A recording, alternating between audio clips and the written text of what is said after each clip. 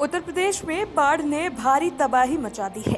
आपको बता दें कि 6 जिलों में बाढ़ ने भारी नुकसान पहुंचाया है, जिसमें यूपी के बाराबंकी, सिद्धार्थनगर, बहराइच, बलरामपुर, गोंडा, लखीमपुर जिले शामिल है। बाढ़ का ये मंजर बेहद भयावह है।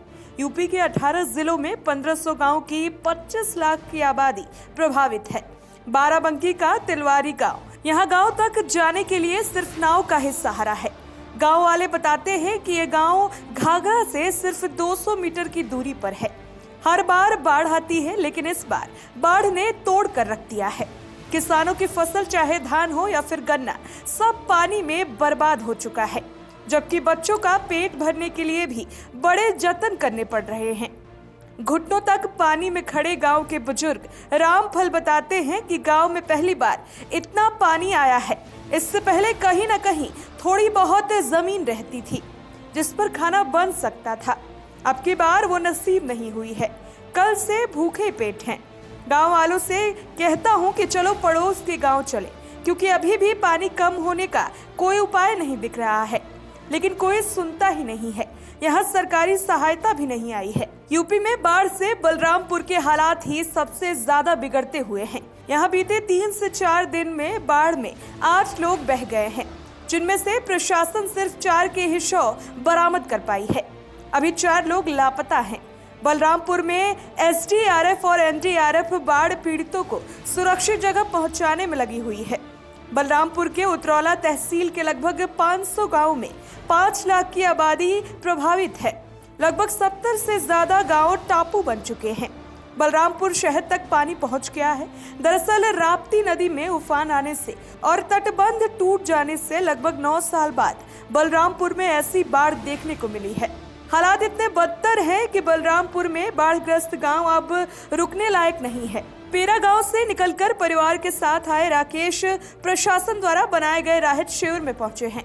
कहते हैं ऊपर से पानी बरस रहा है, नीचे राप्ती उफनाई है। इंसान जाए तो जाए कहाँ। 1-2 दिन से खाना तक नसीब नहीं हुआ है। यहाँ आए हैं तो खाना मिल पाया है।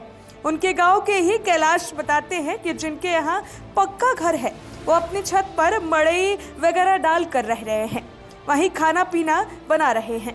हमारा घर कच्चा है तो 3 दिन से चूल्हा नहीं जल पाया है। प्रशासन की नाव से हम राहत शिविर तक परिवार को लेकर पहुंच गए हैं। बताया जा रहा है कि बलरामपुर में हाईवे पर पानी पहुंच गया है। रेलवे ट्रैक बाधित हो चुके हैं, जिससे ट्रेनों का आवागमन रुक चुका है।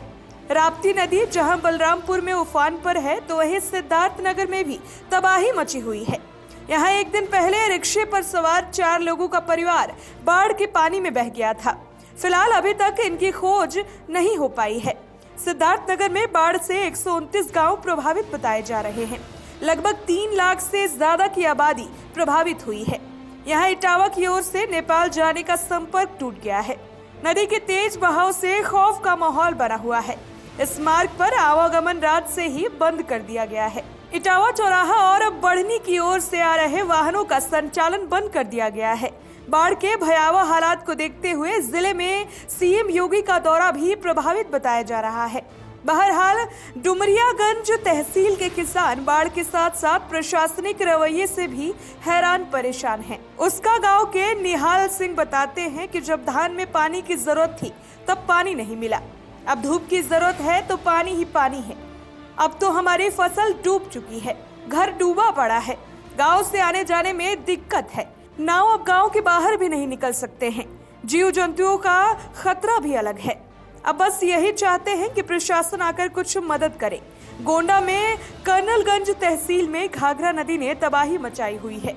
यहाँ गांव में घुटनों तक पानी भरा हुआ है। यहाँ 110 गांव बाढ़ से पीड़ित है, जबकि 1 लाख से ज्यादा की आबादी बाढ़ की त्रासदी झेल रही है। यहाँ नकरहा गांव की रहने वाली बुजुर्ग कलावती बताती हैं कि गांव में पानी ही पानी है, न रहने का ठिकाना है, न ही खाने पीने का ठिकाना है। यहाँ अफसर भी नहीं आते हैं जो हमारी परेशानी देख सके। हम तो हर साल बाढ़ से जूझते हैं। लखीमपुर की 2 तहसील धौरहरा और निघासन में शारदा और घाघरा ने 86 गांव को बाढ़ प्रभावित बना दिया है। यहाँ गांव के साथ साथ रास्तों पर पानी भर चुका है। हालांकि लगातार बारिश के बाद बुधवार को दोनों नदियों में जल स्तर कम होना शुरू हुआ है, लेकिन गांव में घुसे पानी से राहत नहीं मिल पाई है। सबसे ज्यादा धौरहरा तहसील में लगभग 65 गांव में रहन सहन बुरी तरह से प्रभावित हुआ है। लोग धीरे धीरे राहत केंद्रों पर पहुंच रहे हैं और साथ ही उनके लिए बचाव कार्य भी किया जा रहा है। लोग इस बाढ़ से त्रस्त आकर प्रशासन से बचाव कार्यों के लिए गुहार लगा रहे हैं। Special report, the VOB India.